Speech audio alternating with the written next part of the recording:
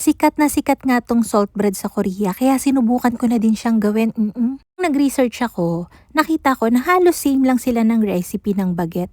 Kaya recipe ng baguette ko yung ginamit ko. Itong salt bread, sobrang flaky and buttery talaga ng flavor. Kaya ito na, simulan na natin. Dito meron akong 325 grams ng water. Very cold water to. Actually kanina meron pa diyang buo-buong ice.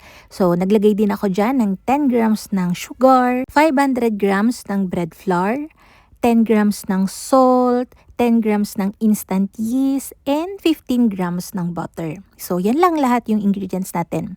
Ipapadaan ko yan sa mixer. Magta-timer ako para meron kayong reference kung gagamit kayo. Yung settings ko ng mixer ay nasa number 4 lang for 5 minutes.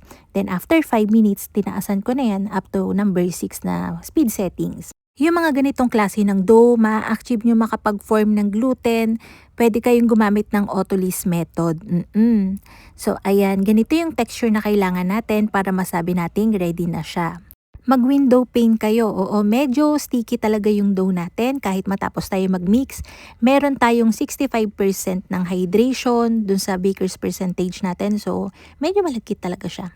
Umabot tayo ng 12 minutes mahigit sa pag-mix. So, tinanggal ko na yan dito sa bowl. Then, binibilog ko na yan. Ibo-bulk ferment natin to for 1 hour or hanggang mag-double na yung size niya. Dapat ganito nakakinis yan pagka binilog nyo. Yan. So, ilalagay ko lang to sa bowl, tatakpan ko siya ng damp cloth, and re-rest natin siya dun sa warm area for 1 hour. Yung salt bread, special talaga siya dahil dun sa butter. Marami talaga siyang butter. So, yung butter natin na to ay nilabas ko sa chiller for 10 minutes para ma-slice natin siya. Pagka-slice ko, around mga 18 to 20 grams each, ilalagay ko naman siya sa freezer para hindi siya nagme-melt kapag ka nagpo-proof tayo. Importante yon. Ito na yung dough natin after 1 hour. Yan, tatanggalin natin siya dun sa bowl. Ipo-portion ko to na merong 65 grams each. Medyo medium size lang yon. So, kung gusto nyo mas malaki pa, pwede kayong mag 80 grams. So, yan. I-portion lang natin siya.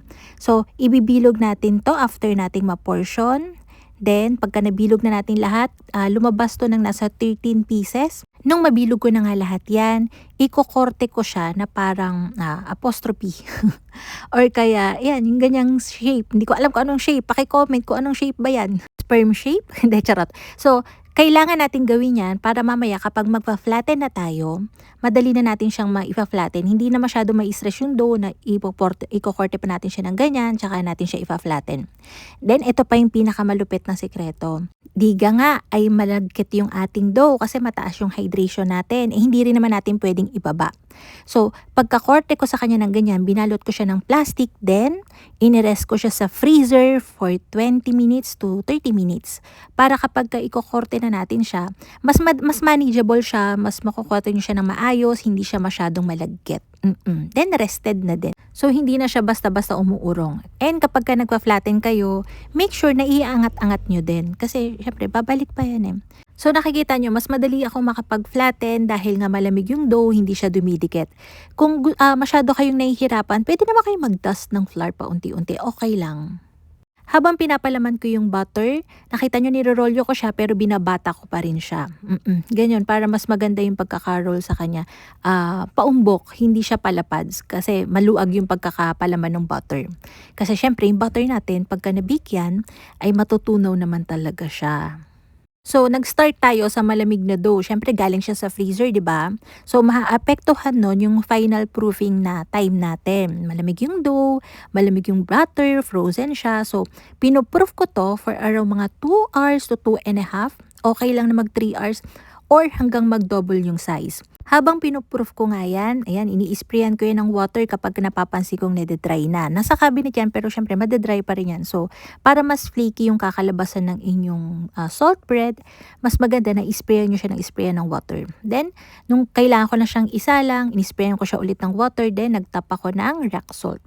Binibake ko siya sa preheated oven na may 220 degrees Celsius. Nung mag-preheat ako ng oven, naabot niya yung 220 degrees Celsius, hindi ko kagad sinalang tong salt bread.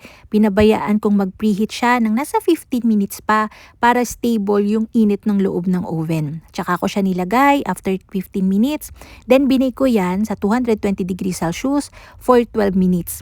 After 12 minutes, binabaan ko yung temp ng nasa 200 degrees Celsius. Then binake ko pa siya for another 10 minutes pa. Ang nakalimutan ko, hindi ako nakapaglagay nung steam. Nalimutan ko talaga, pasensya na. Mas flaky to, mas malutong talaga yung crust niya kung siya ay may steam. So pag magbe-bake kayo, maglagay kayo ng steam. Huwag niyo kalimutan. Pero okay lang, alam niyo, happy naman ako dito sa outcome. Flaky naman siya and masarap naman talaga siya. Quality butter yung gamitin niyo para talagang premium din yung lasa. So, ayun lang. Sana nagustuhan niyo yung ating video for today. Magkita-kita tayong muli. Ito pong muli ang lutong tinapay. Bye-bye. Try nyo na.